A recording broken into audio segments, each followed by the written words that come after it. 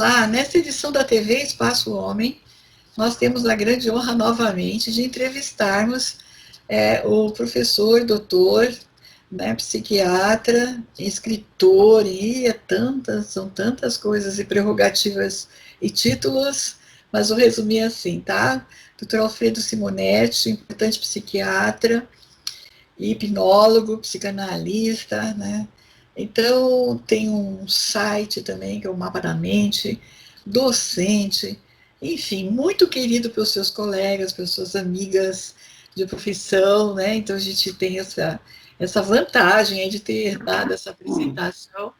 E hoje nós queremos fazer uma homenagem para ele, mas que vai homenagear todos os homens e mulheres que estão na área de docência da medicina, principalmente no ensino da psiquiatria, que eu acho que o momento atual está, eu digo assim, que é a profissão que está bombando no momento da psiquiatria, depois do Covid, né? Porque realmente as pessoas saíram da rotina e as coisas estão mais complexas nas relações humanas, né? Então, eu, em primeiro lugar, peço assim os seus cumprimentos aos nossos internautas, né? As mulheres assistem também um alô para elas, tá bom? Fique à vontade. Olá, pessoal. Quero primeiro agradecer a Elizabeth pelo convite de mais uma vez participar do espaço. Para mim é uma conversa muito interessante com ela e com vocês que estão nos assistindo. E espero que a gente consiga falar coisas que ajudem, que sejam interessantes de algum jeito. É muito interessante que a gente pouco se fala, eu acho, no ensino das áreas da psiquiatria. Se escuta muito em torno de psicologia, né? Psicopedagogia, mas até mesmo o ensino da psiquiatria parece que tem um pouco de, não vou dizer de preconceito, mas de certa cortina, vamos dizer assim, por falta de abordagem. Por qual motivo?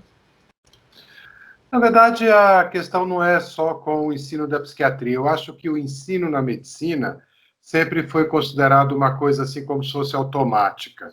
Deixa eu explicar o que eu quero dizer. Assim, se o cara era cirurgião cardíaco, ele ia dar aula de cirurgia cardíaca. Se ele era intensivista, ele dá aula de intensivista. Ninguém perguntava se ele era um bom professor. Quer dizer, o cara que ensinava medicina era o médico bom. Então, durante muitos anos, essa questão da docência em medicina nem foi muito levada em conta. Sabe assim? Quem é que dá aula de pediatria? O pediatra. Mas acontece que nem todo pediatra tinha talento ou gosto para dar aula. Então, os alunos ficavam correndo atrás. Então, a docência em medicina não foi uma preocupação sempre. Tem sido apenas nos últimos anos, né, que as pessoas, com técnicas de docência, com metodologia, né, com essa, vamos dizer assim, a pedagogia, com a preocupação em como o aluno aprende. Antes disso, deixa eu dizer aqui, uns 30 anos atrás, de uns 25 anos para cá, é que isso começou. Então, não se tem uma tradição de pensar o ensino da medicina. Como o ensino da medicina? O médico vai lá e ensina. Era algo assim, entendeu? Agora, no Ultimamente, caso, com o crescimento das faculdades, né, o que provocou essa reflexão é que nós começamos a ter um grande número de faculdades de medicina e um grande número de médicos e uma demanda por qualidade. Ou seja, nós estamos no primórdio.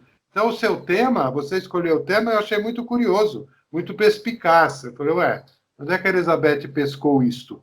Porque essa é uma questão que vem surgindo mesmo na medicina. Não, é o tipo da coisa assim, né?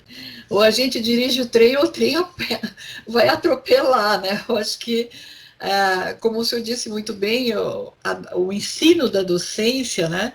Hoje temos até mestrados e doutorados, né? De como trabalhar todo o aspecto do ensino da educação, desde uma criança especial até os adultos, efetivamente, até idosos que vão ter um outro ritmo de aprendizagem, né?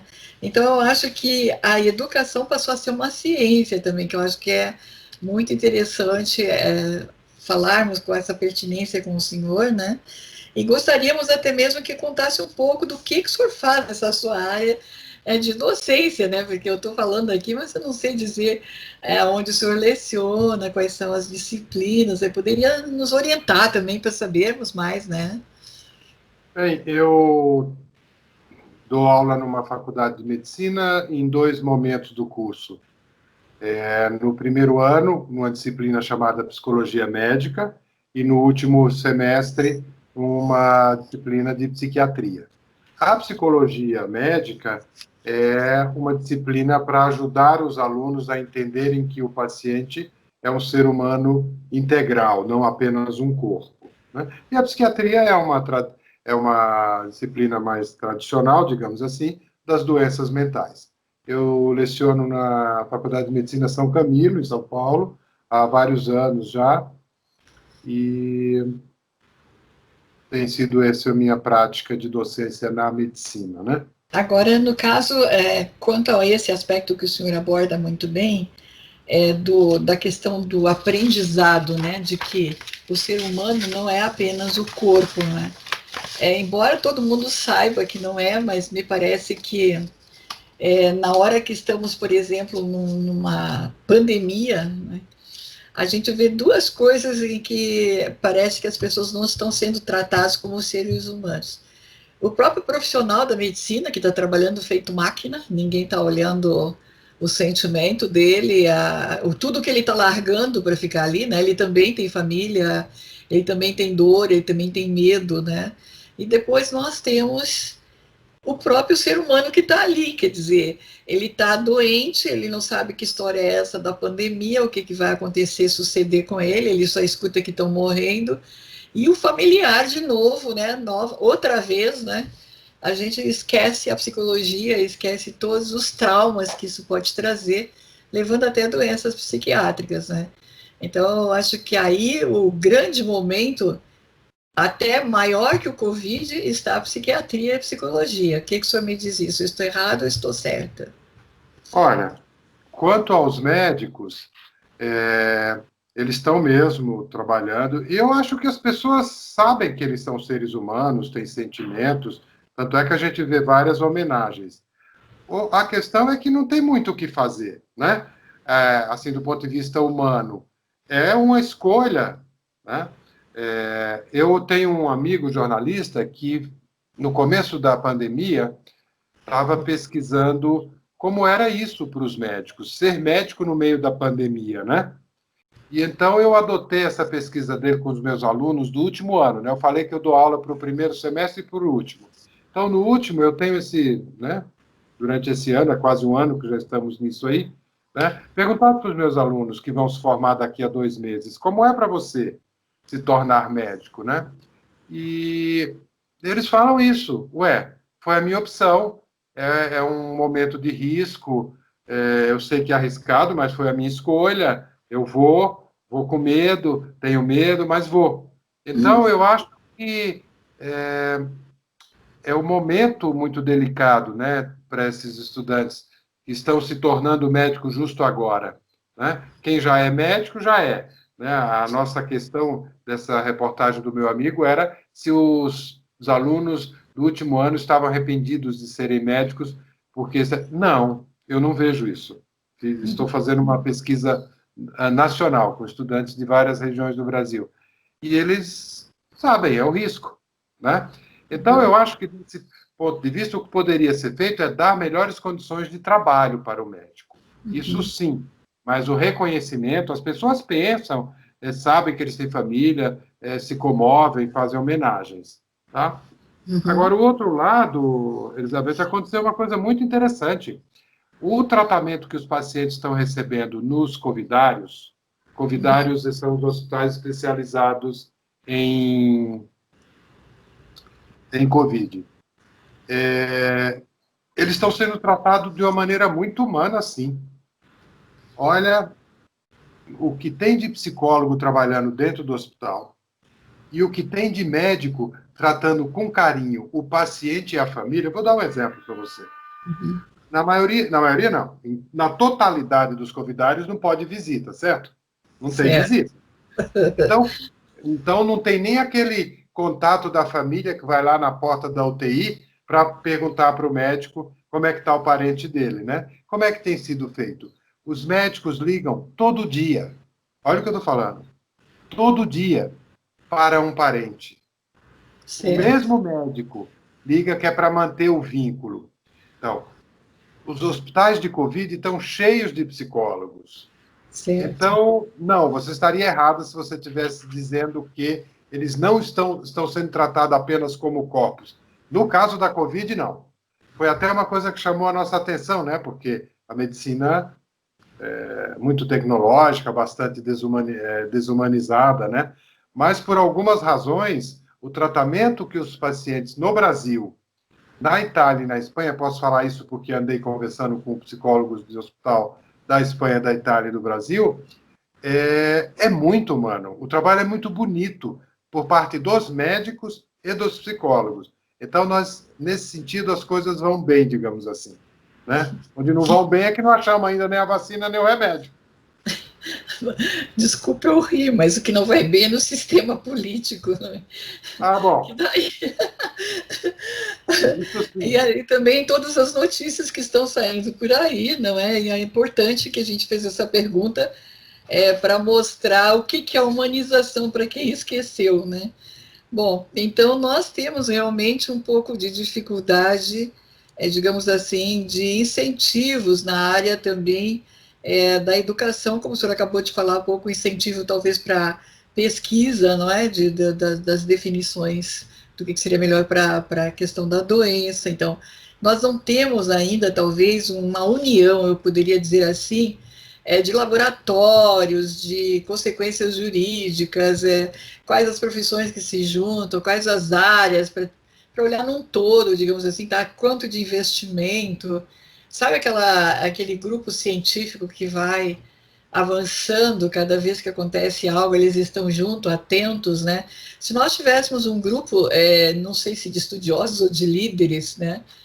Que, digamos assim, são cientistas, cada um na sua área, muitas coisas a gente estaria mais avançado também, com mais investimentos, né? Ó, vamos separar o avanço e o investimento e a liderança, né, que Não você dá para falou. ficar sem as três. Do ponto de vista técnico, nós estamos muito avançados. Eu vou provar Certo. essa afirmação. Em Uhum. uma semana, né, e nós, no Brasil, nós conseguimos sequenciar o genoma do vírus. Certo, verdade. Né? Foi em uma semana. O da AIDS levou meses ou anos, se eu não me engano. Então, do ponto de vista do avanço científico e técnico, ele é muito grande.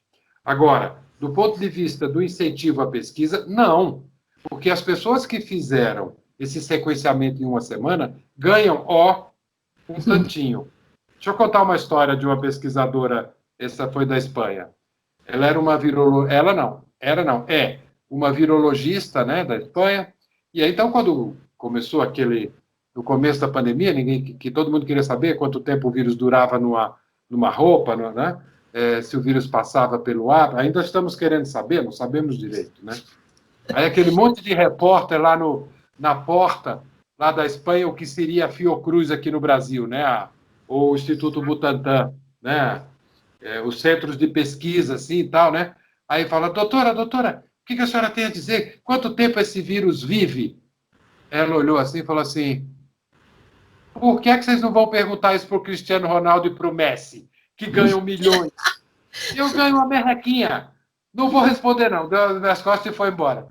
Eu não estou defendendo a postura dela, mas estou mostrando que ela estava reclamando que ninguém valorizava a ciência. Sim, Né? é verdade. Então, e eu acho que, infelizmente, vai continuar não valorizando. Estamos valorizando agora porque nós estamos no meio do incêndio.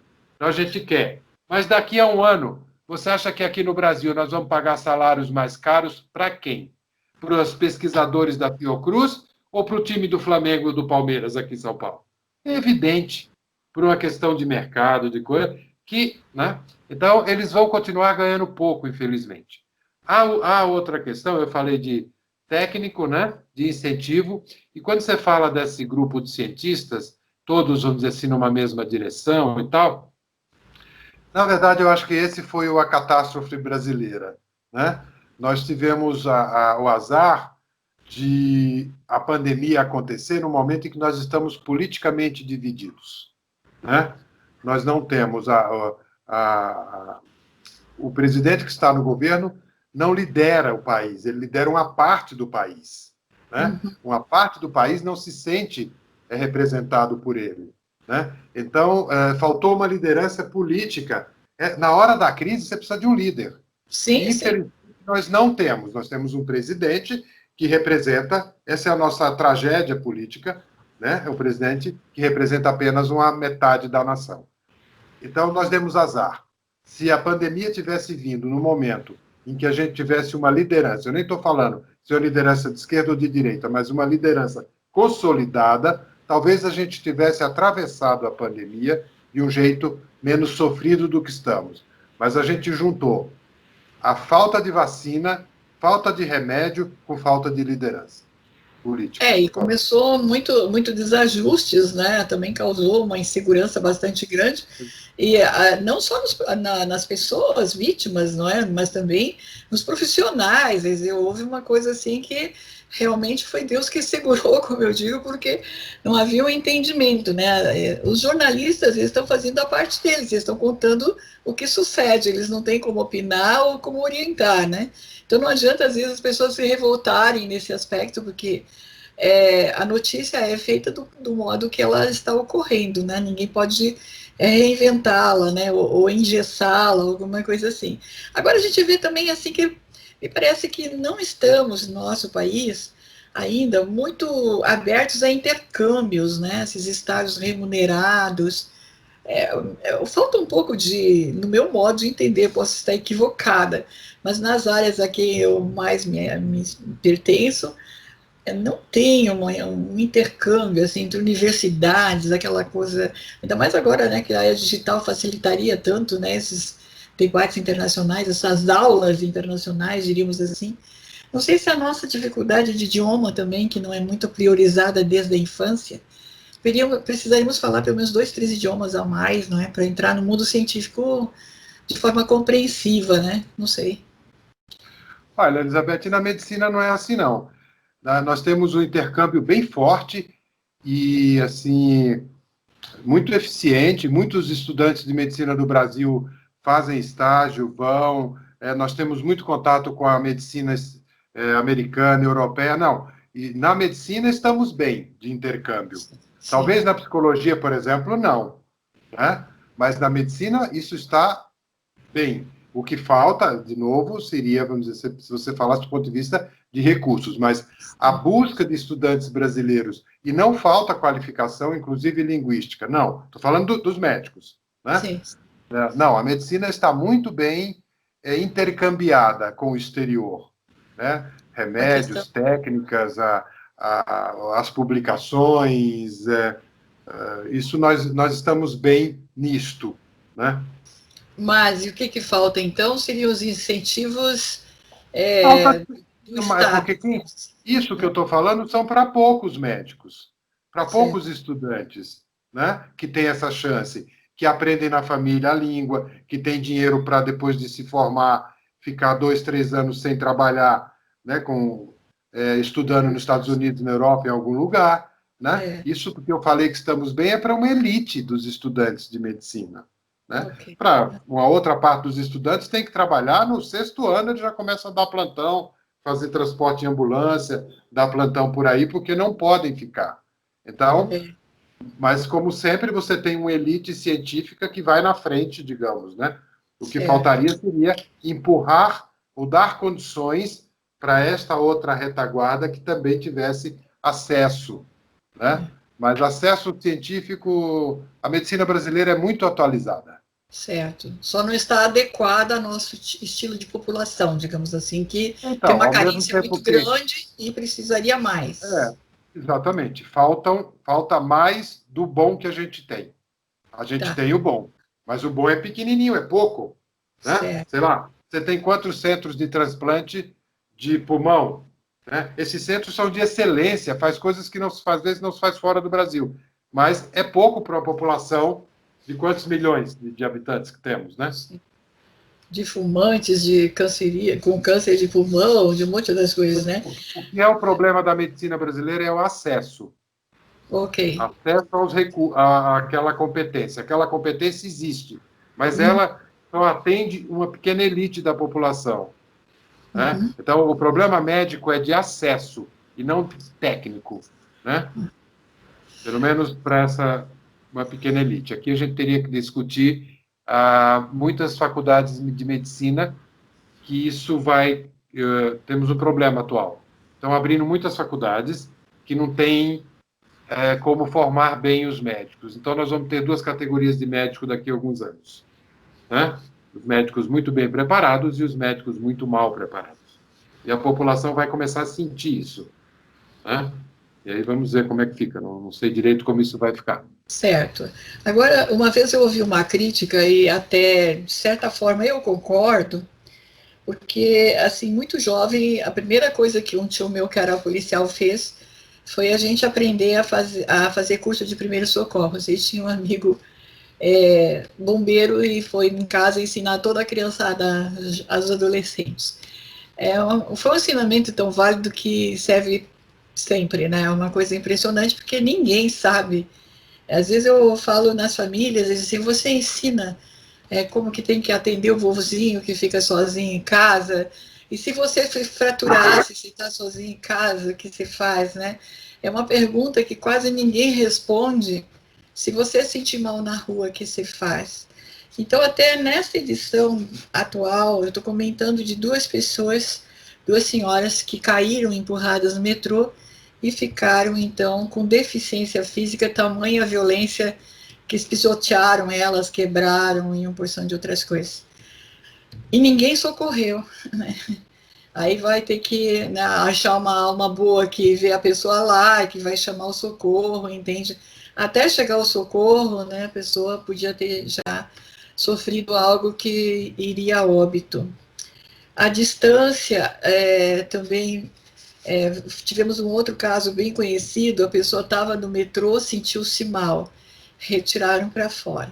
Até levar essa pessoa para poder fazer um transporte, de achar uma ambulância, eles gastaram em torno de 45 minutos ou mais. Óbvio que se a pessoa está num infarto já teria, né, se não fosse a bondade divina.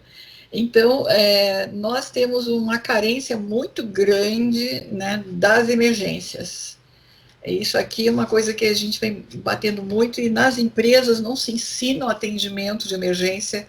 Deveria ser uma coisa ensinada assim, é como sair do incêndio. Os prédios são altíssimos, não tem nem escada que atinja os topos. Os condomínios não têm treinamento para incêndio, para a pessoa faleceu, está passando mal no andar X, o que você faz agora, entende? Então, eu acho assim que nós temos uma grande carência de emergência. Essa é uma crítica de observação. Eu não sou especialista, nem doutora como o senhor é, né? E aí nós temos também não só a condição dos fatos e da realidade, como também o aspecto psicológico todo em torno disso, né? Então a pessoa falece sozinha, idosa, no oitavo andar, e ninguém sabe que ela está falecida não sei quantos dias lá, e daí? Quer dizer, então ela não tinha uma campainha para tocar o recurso, ninguém tocou um interfone para saber se ela estava bem. Então nós temos até desumano, na verdade, o que está acontecendo. Eu tô explorando o senhor, já viu, né? Porque se é para pensar em sentimento, o senhor vai entender o sentimento da Ah, gente, poxa vida. Né? Não é triste isso? porque você tocou no ponto, né? A nossa população está ficando mais idosa, a medicina vai mantendo as pessoas vivas mais tempo, e eu concordo com você. Eu acho que a gente não tem uma tradição de educação leiga, né, para cuidar de certas situações. Eu fico pensando o quanto disso é negação, é medo da gente ficar olhando a morte de frente, olhando né? E o quanto isso é despreparo, né? Mas é que o fato que isso é uma situação, eu também vejo, acho que a gente assim, as nossas crianças não sabem lidar com incêndios, os nossos adultos não sabem socorrer um idoso, né? Talvez por uma questão de, como eu disse, que a gente negue isso, né? Mas não tenho muita certeza se é só uma negação, né? Acho que tem uma tradição, a gente vê isso em outros países, né? Tem uma. Eu não gosto muito dessa história de ficar comparando com outros países, porque acho que é outra realidade, outra educação, outro tamanho, Por exemplo, não vale comparar o Brasil com a Suécia, em nada.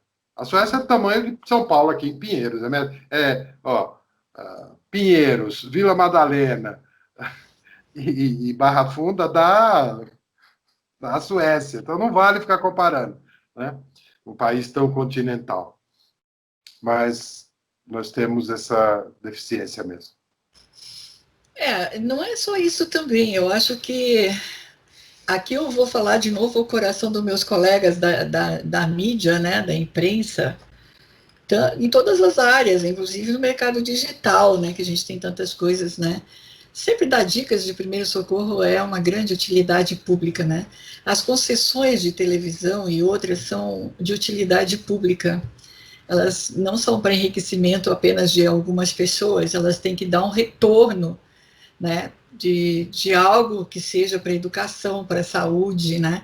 Se realmente a gente for falar eticamente, receber uma concessão para fazer o quê? Para o seu próprio benefício? Não, é uma concessão do país, ele teria que ter um percentual X, digamos assim, né, no meu modo de entender, falando ao coração dos jornalistas, das jornalistas, né, de todo o pessoal da área de comunicação, a importância que seria, por exemplo, relações públicas, criar uma campanha, né, no grupo da empresa dele, dando dicas de primeiro socorro, né. Então, eu acho que temos tantas coisas que até são marketing favorável de humanização, né, e de salvar vidas, né. Meu filho, por exemplo, esses dias, que um cidadão ia caminhando na frente dele e, putz, caiu. Aí ele foi, telefonou chamou bombeiro, chamou polícia, chamou SAMU, ninguém queria vir. Quem é que o senhor é? Eu não sei quem é a pessoa, eu estou aqui, a pessoa está caída, eu não vou mexer nele, não sei quem é, não vou mexer, pegar documento, não sei quem é. Ele disse, mãe, eu levei 40 minutos dando explicação para aparecer a PM. Não apareceu. Aí sim, aí eles deslancharam tudo. Ele disse, eu me senti um idiota, porque eu não sabia o que fazer com a criatura ali. Claro que ele não pode tocar na pessoa, né? Aquelas alturas não teria como, então o comportamento correto. Mas ele disse, eu nunca senti tanta angústia na minha vida de ver um absurdo desse. A pessoa cai e não tem como socorrer. Né? Então eu tô assim, pegando o sentimento, né? Que o senhor é o homem, né? O especialista, o cientista do sentimento. Né? Então, o que está faltando? Sentimento para as pessoas, aprendizagem, vencer esse medo, como o senhor está dizendo, de lidar com essas situações. O que está faltando, né? Eu acho que não falta sentimento, falta empatia, e isso acontece muito nas cidades grandes, não é assim nas cidades menores. Mas talvez ajude a gente a pensar, para responder a sua pergunta, o que é que falta, né? Uhum. Eu acho que tem um certo medo, tem isso que o Ângelo descreveu aí, você fica quase que você é suspeito da história, se você se mete numa coisa, né? Eu acho que tem, na cidade grande, a gente tem um estilo de vida de correria, que nos leva a um distanciamento do outro desconhecido. A gente só se aproxima do outro conhecido, que é o outro próximo. Nas cidades pequenas, não, a gente tem uma proximidade muito maior, mesmo com os desconhecidos, né? Então, acho que a gente tem uma coisa assim na cabeça de que alguém vai fazer algo, né? Como se alguém fosse... Eu nunca sou esse alguém. Não, alguém vai lá. O paciente caiu, eu vou ali, alguém vai cuidar. Alguém chama, alguém, né? Esse alguém é uma pessoa muito onipresente, ela é muito ocupada, faz muita coisa. Alguém faz, né? O Sartre chamava isso de má fé. Quando você supõe, você se exime de algo, de uma responsabilidade, jogando isso hipoteticamente no outro, né? Sim, sim. Não, e também é aquela coisa, né? Se você vê um crime e não denuncia, não fala, não busca a solução, né? Você é tão criminoso quanto no seu sigilo, né? Na sua ética com o crime, não com a solução, a vítima, né? Eu acredito que o mesmo fato aqui, quer dizer, não é porque a pessoa desmaiou, você não sabe o que é, não sabe. Como é que ele vai meter a mão no bolso da pessoa para pegar um documento? Não tem como ver qual é o nome da pessoa. Como é que eu vou meter a mão no bolso da pessoa? Ele falou, o outro vê ele metendo a mão no bolso do. Tá roubando. É uma situação patética, sinceramente, até é bom de alertar as autoridades que também entendam quando alguém socorre alguém, qual é a obrigação deles a fazer, não é questionar quem está socorrendo, né? Também a pessoa que está socorrendo também está sob impacto psicológico, não está? Sim. Então tem uma cadeia de sentimentos aí. Bom, agora nós temos o estresse dos profissionais, nós falamos dos médicos. Mas como vai ser esse retorno agora, né? Todo mundo estressado, hein, gente? O que, que é isso, hã? Só pelo tamanho da violência que está por aí, os desacertos, as coisas, eu acho que é um estresse doentio já, né?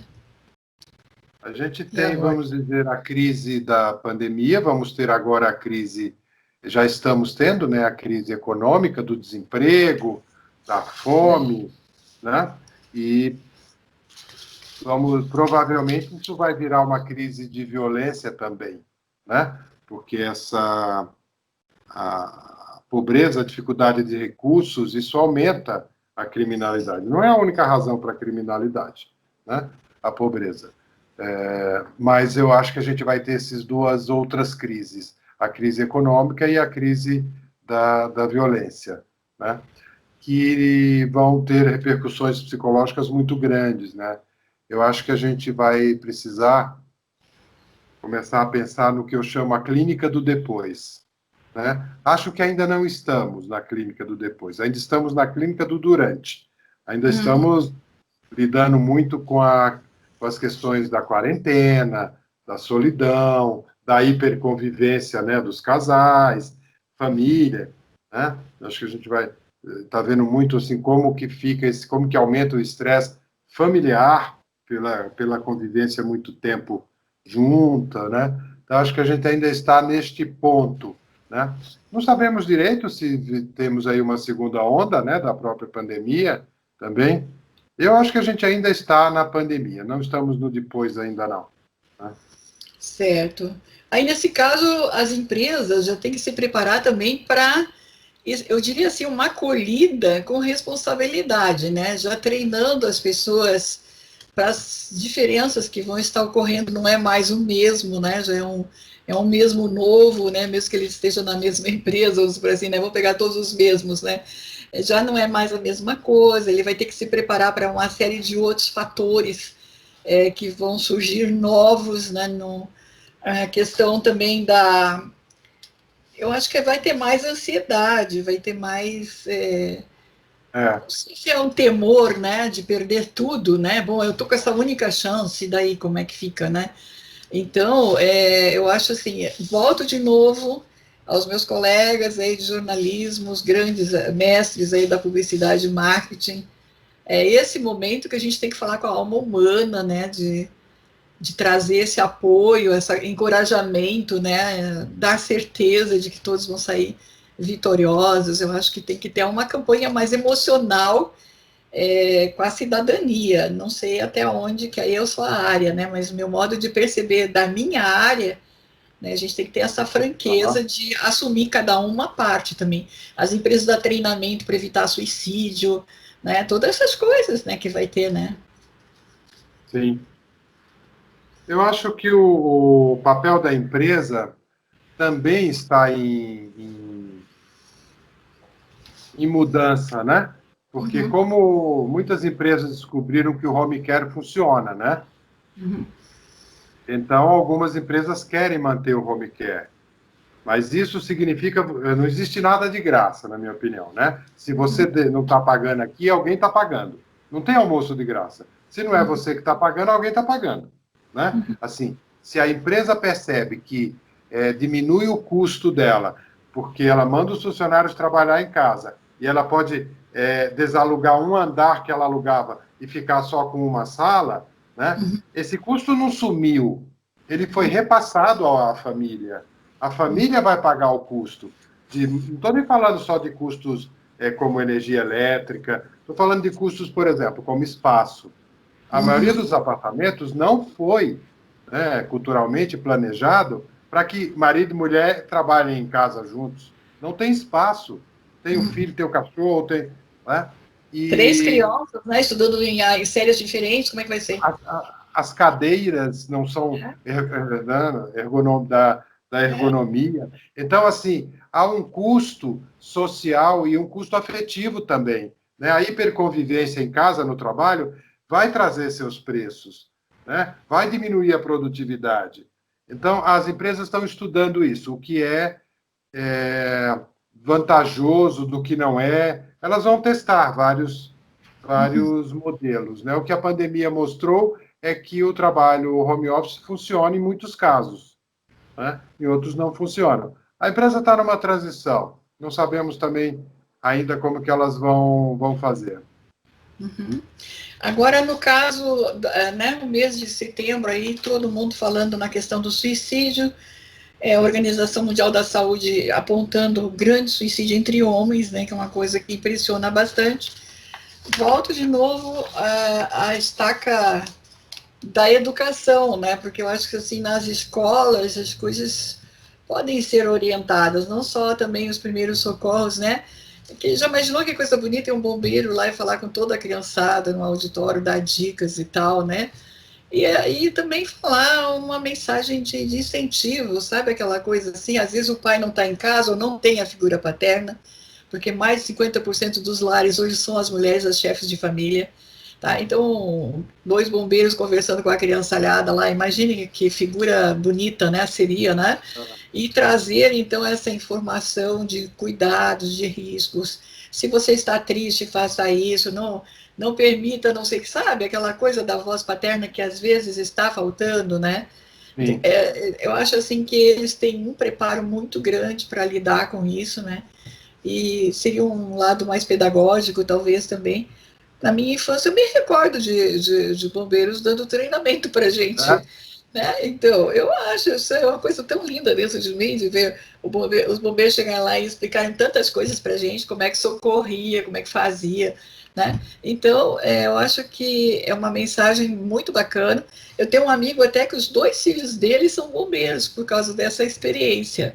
Né? E aqui em São Paulo eu não vejo isso. Né? Eu acho que poderíamos pensar também de falar sobre o suicídio, por que não? O que, que acontece, como a gente tem que cuidar de uma pessoa quando está depressiva, onde está essa depressão, né? Eu acho que poderíamos ter um pouco de princípio educativo já também, né? Nas escolas, ou não? Sou um Olha, educador. eu sou a favor dessa. Mais do que a favor, eu avalio de uma forma positiva essa campanha do Setembro Amarelo. Eu não tenho dados estatísticos para isso, mas é mais do que eu vou colocar, é uma impressão clínica, né? Com os pacientes, né, de psiquiatria, que são pacientes de grupo de risco para suicídio, né? Que esses pacientes, eu acho que está se falando mais mesmo. As pessoas já falam com menos medo, com mais naturalidade, digamos assim, sobre essa questão. Então, eu vejo isso nos pacientes, nas famílias dos pacientes, e vejo isso também muito na faculdade, né, nos alunos. Esse é um tema que os estudantes de medicina falam bastante, né, mais do que antes. Então, eu acho que o Setembro Amarelo está cumprindo a sua tarefa. Porque a tarefa do Setembro Amarelo não é necessariamente resolver todos os suicídios, é promover a discussão sobre ele, o falar sobre, o que, por sua vez, vai levar a um melhor cuidado desse problema. Né? Eu sou bastante favorável ao Setembro Amarelo, até no sentido de que acho que ele está funcionando. Né? O que, como estamos falando para os homens, não é? Eu acho que eles também têm que fazer seus grupos de diálogos, né? Se poderiam, por exemplo, depois que terminou um jogo de cartas, o boliche, sei lá, conversar sobre certas coisas que podem afetar a vida sexual deles, a vida emocional, né? Eles podem ter uma palestra no meio, assim, tem palestra de liderança, palestra para ganhar mais dinheiro, para fazer sucesso, entendeu? Então, acho assim que nada se faça em saúde, principalmente saúde mental e emocional, né? Olha, eu acho que quem mais vai conseguir mudar os homens, palestra não vai ajudar, mas não vai ajudar muito. Eu acho que quem mais vai ajudar são as mães, É ao verdade. criarem seus filhos homens como novos homens, Sim. porque leva muito tempo essa mudança, né, de uma cultura machista. Porque, assim, o homem ele pode não ser machista, mas o superego dele é. Né? Uhum. Então, assim, dentro de cada homem moderno, mora um cara muito machista. E eu acho que dentro de cada mulher moderna mora uma vozinha muito antiga, viu? Que na hora do vamos ver lá, aparece aquele super. Quando tá tudo bem, Isabel, tá tudo bem e tal. Agora, na hora de doença, da pobreza, falta dinheiro, de uma traição, é aí que a gente vê se a É, pessoa é ou não machista, se a mulher é ou não também machista. E eu acho que isso leva muitas gerações. E o grande elemento, na minha opinião, vai ser como as mães de hoje, que são mais feministas, estão criando seus filhos. Né? hum. Mas É, isso é uma coisa. Enquanto isso, os homens têm que segurar sua onda. Tem que fazer de conta mesmo que não são machistas, ué. Mesmo que tenham um superego, que não tenham um ego machista. procure um psiquiatra se não está conseguindo se entender, por favor. Não, psiquiatra não, psiquiatra para isso. Quem faz isso melhor são os terapeutas, os psicanalistas, os psicólogos. Ó, ele é psicanalista também. Bom, agora do erro médico, né? A gente está falando da má formação, dificuldade de formação. Nós temos dois grandes problemas, né? Que são os erros médicos, os erros hospitalares. O judiciário está cheio de processos lá e também tem umas sentenças bem duvidosas, né? Umas situações complicadas. E eu sempre digo assim, uma pessoa anestesiada não vai orientar o cirurgião para fazer o erro para ela, por favor, né?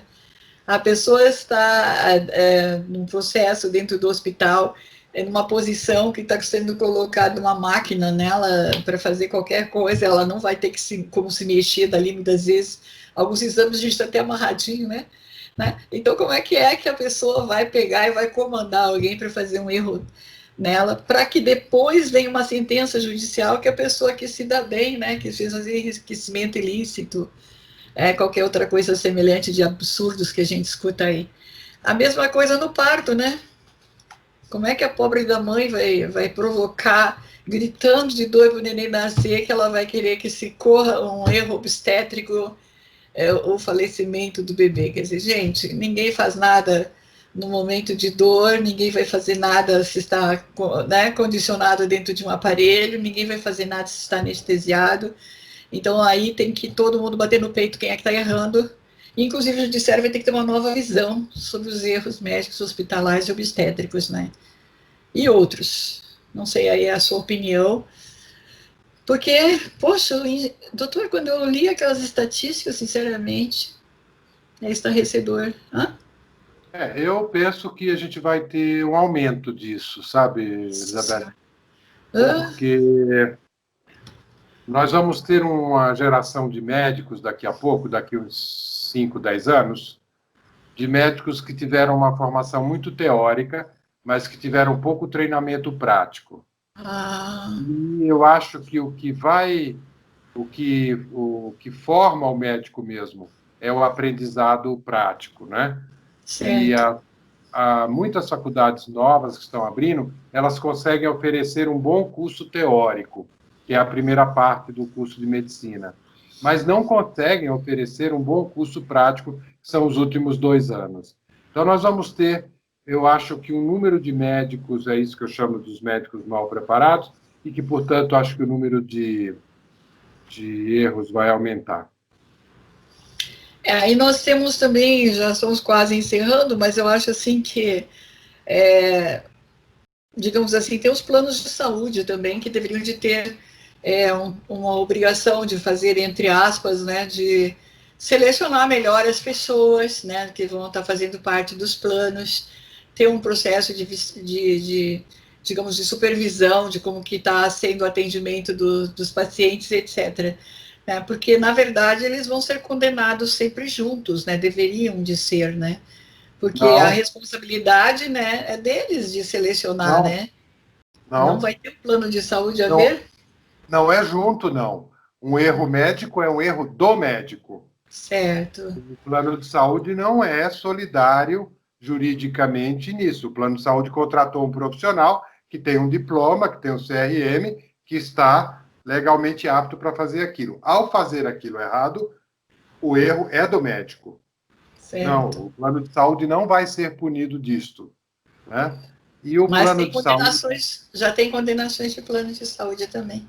Mas a chance disso, né? Porque, olha, qual é a culpa do plano de saúde? Ele contratou um médico habilitado. Aparentemente, né? Aparentemente não. É legalmente habilitado. Porque Sim. se o plano de saúde cismar de que ele vai fazer uma prova para dizer se o médico... Ele não pode fazer isso. Se o Não tem médico, como. se o médico tem um CRM, as condenações aos planos de saúde não são por erro médico. É por não oferecer, por exemplo, tinha que oferecer uma prótese para colocar no coração. Aí o plano de saúde demora 5 meses, enrola. Tinha que oferecer um remédio, eles não oferecem. Então, a Sim. condenação ao plano de saúde é por não cumprir, por não prestar o serviço. O erro médico que a gente estava falando, ele é um erro do profissional. É. E aí, no caso, nós temos também duas coisas que, praticamente encerrando, é a diferença entre o que é, né? Tem até perícia para isso. Abalo psicológico ou abalo psíquico? Aonde que está essa semelhança, diferença? É impressionante isso aí, né? Bom, abalo psicológico, abalo psíquico, em que sentido que eles estão pensando diferente? Me explique o que você Pois está falando. é, tem uma, em termos judiciais, né?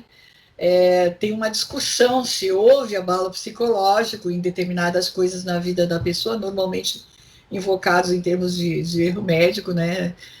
Ou se houve abalo psíquico, também em casos de situações meio violentas e tal.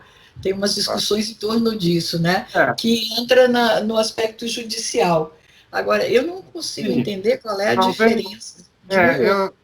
eu também não sei muito do que eles estão considerando. Talvez estejam querendo fazer uma distinção entre sofrimento psíquico e doença mental. Vamos dizer assim, se ser assaltado, né, ou ser uma mulher, ao ser estuprada, ela desenvolve um abalo psicológico, no sentido de que ela tem um sofrimento psíquico e tal, mas ela não desenvolveu um transtorno mental. Ou, ao ser estuprada, a mulher desenvolve uma doença mental, fica com a Sim. depressão grave ou tem um surto psicótico. Talvez essa seja a distinção aí entre abalo psicológico e abalo psíquico. Mas confesso que não sei direito essa distinção aí que os advogados estão fazendo. Nós não fazemos isto na psiquiatria, pensamos no que há um certo contínuo, há uma tendência, e daí que foi só o sofrimento psíquico, é isso que estaria por trás dessa questão? Você Só o viu que eu sofrimento, mandei? só um abalo não virou uma doença, mas esse abalo Não é sofrimento também? É. Você viu, né? Mandei literaturas para você ver a discussão que está em torno Aham, disso. Quer é. dizer, eu não sei se está faltando psiquiatra no meio dos juízes, né? Não, Que falta também não. precisa Tem muito esclarecer. psiquiatra forense. Não, falta não. É porque é um tema para ser debatido mesmo. Tem muito. A psiquiatria forense é bem desenvolvida. É porque acho que é um tema mesmo, ainda que não tenha um consenso, né? Não tem um consenso judicial em cima do que a É. psiquiatria forense, inclusive, consegue separar um caso do outro, vamos por assim, né? Agora, o que o senhor diria para a gente estar encerrando? Por que ninguém oferece? Eu não encontrei, doutor, procurei. O atendimento à hipnose. A hipnose é uma coisa bendita, porque ela faz tanto bem para as pessoas, né? A Olha, psicanálise. Então, e por que é que isso é uma coisa que não está ofertada? Eu não encontrei plano de saúde, procurei, sabe? Para ver bom, assim, para não ser desinformada, vou dizer. primeiro deixa eu. Quando você me apresentou, você disse que eu sou hipnólogo. Não, não sou. Ah, não é? Então. Não. Ah, E desculpa. assim, eu não sou a melhor pessoa para falar sobre hipnose. Eu não tenho uma boa impressão da hipnose. Vou explicar por quê. Porque eu acho os resultados da hipnose bastante passageiros, né? A própria psicanálise começou com a hipnose, mas o Freud descobriu que não adiantava muito. Porque assim, ó, Certo. vou dar um exemplo. A pessoa tem fobia de aranha. Aí você hipnotiza a pessoa e fala assim, ó, você não tem mais medo de aranha. Aí dali um mês, você vai olhar a pessoa, ela está maravilhosa realmente. ela não tem mais medo de aranha. É um espetáculo, você fica assim, vou hipnotizar todo mundo. Aí quando você vai ver essa pessoa 6 meses depois, voltou. Então, eu estou falando da minha impressão pessoal, né? Sim. E da minha experiência profissional e do o caminho da psicanálise. A psicanálise não trabalha mais com hipnose. Isso Ok. já foi. E foi na época do Freud. Na verdade, Elizabeth, a psicanálise começa quando o Freud abandona a hipnose. O Freud diz assim: não adianta eu ficar hipnotizando as pessoas dizendo que elas não sofram. Parece que tem nessa pessoa alguma coisa que quer sofrer ou que se agarra ao sofrimento. O que será isso? É o inconsciente. A psicanálise começa quando o Freud abandona a hipnose. Então, a Ok. hipnose realmente já teve a sua época áurea. Eu realmente não vejo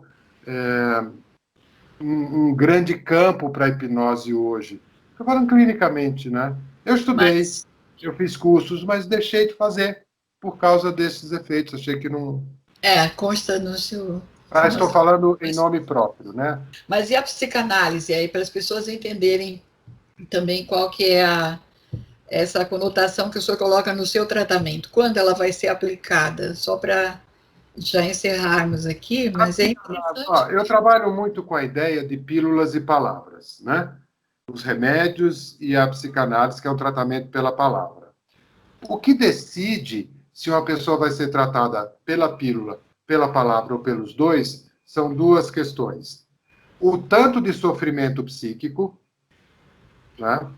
Por exemplo, existem pessoas com sofrimento psíquico tão intenso que não tem muita dúvida, precisa tomar remédio, né? Uhum. E existem pessoas que têm um sofrimento psíquico que pode ser muito intenso para ela, mas que elas conseguem ir dando conta da vida, trabalhando e amando. Essas talvez possam escolher o caminho da palavra, né? E essa é uma decisão nublada entre a palavra e a pílula para algumas pessoas, né? Porque hoje as pessoas têm remédios que não têm tanto efeito colateral, então vale a pena tomar, mesmo que você não tenha uma doença mental, né? Esse é um campo que a gente tem, estamos assim debatendo muito, né? Até onde começa o tratamento com remédio, onde é com a palavra, né? Isso depende também da própria pessoa, eu acho que as pessoas podem escolher. Bom, como nós estamos em espaço homem, né? A maioria dos ministros são homens. Quem decide tudo no país aí, e no estado e não sei o que mais são só homens. Estamos aqui pedindo ao senhor qual é o seu encerramento, o que, que a gente cobra dos homens para que a gente possa ter, né, uma preocupação maior com a saúde mental, com a saúde, né, que as pessoas possam se sentir mais humanizadas, eu diria assim, né? Eu acho que o homem, se a gente aceitar esta distinção entre o homem e a mulher, eu acho que ela existe, o homem tem uma tendência maior à violência, né? Violência física mesmo. Então, eu acho que a nós homens cabe segurar a onda de um impulso, de uma força que leve para a violência, né? E daí que você é homem e que tem vontade de bater, segura a tua onda, né? Como eu disse, se o superego é violento, que o ego não seja. Segura a tua onda. Gostei. Bom, essa eu vou fazer para todo mundo, tá? Essa seria formidável. Mas realmente nós temos aqui, né, eu quero deixar aos homens de liderança e poder de decisão do país que possam estar escutando aqui, não é? Os ministros aí de direitos humanos, né, todas essas áreas da saúde. Olha que espetáculo de informações que nós tivemos, não é? Foi uma aula, foi um aprendizado propriamente dito, e a gente viu quantas coisas ainda estão faltando e que talvez não seja tão difícil de fazer, né? Porque nós estamos aqui com um dos maiores especialistas dizendo que está numa realidade tanto do ensino, não é? Da docência, da aprendizagem, das áreas de treinamento, como é que eles podem se tornar cientistas, as diferenças que nós estamos tendo dos outros países, não é?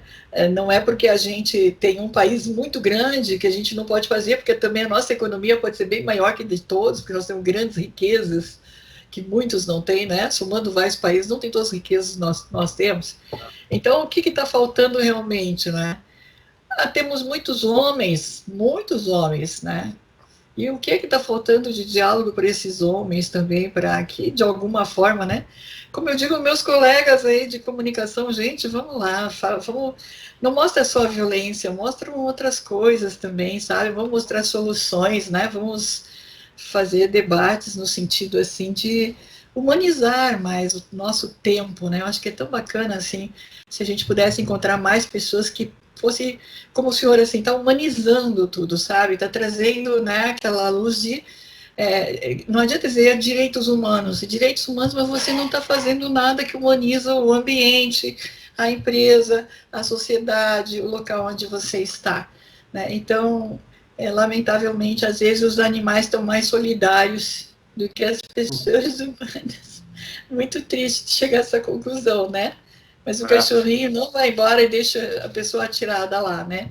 Então, eu só tenho a lhe agradecer, sou sua fã, sou sua aluna aqui à distância, como eu digo, aprendendo. Foi importantíssima a sua entrevista, porque também veio de uma forma simples, mas explicando, né, para que as pessoas entendam. Primeira vez, digamos assim, que a gente está trazendo essa experiência de psiquiatras, psicanalistas, enfim, o lado da medicina, né, nesse campo para falar com os homens, porque até então nunca eu tinha observado os homens serem tratados como seres humanos que precisariam entender também essa alma, essa mente deles, né? E a gente está tendo esse privilégio de trazer isso com esses grandes experts como o senhor, né? Isso nos deixa muito felizes, muito honrados com a sua boa vontade em tantas coisas que o senhor tem a fazer, né? A minha gratidão mesmo. Eu deixo aí para o senhor querendo fazer sua despedida, né? Fique à vontade. Olha, Elizabeth, muito obrigado. Eu admiro o carinho, o cuidado com que você faz esse seu trabalho, né? Acho que ele é muito valioso. Continue. Acho que está muito legal. E muito obrigado por mais essa conversa. Com você não é uma entrevista, é uma conversa. Muito bom. Obrigado, Elizabeth. A maioria diz o mesmo. Mas é legal, porque vai fluindo, bacana, né? Eu acho que é o mais importante, assim, que as pessoas veem todo o lado, também seu lado humano, né? Seu lado, né, de gente aqui com a gente, tá? Minha gratidão muito grande mais uma vez, tá? E até a próxima oportunidade. Gente, um grande abraço. Eu espero que vocês tenham gostado bastante, aprendido. Conversem com os outros homens. Vamos lá, vamos levar à frente o conhecimento, não é? Converse com as suas esposas, com outros parentes, com os colegas, com o chefe. Passa lá o link, vamos lá, vamos dizer, tu escutou isso aqui, cara, tá? Mexe com a gente, né? E vamos lá, a gente que está no poder de decisão do país, do Estado, da prefeitura, de tudo, vamos olhar o que está faltando, vamos mobilizar, vamos criar coisas novas, né?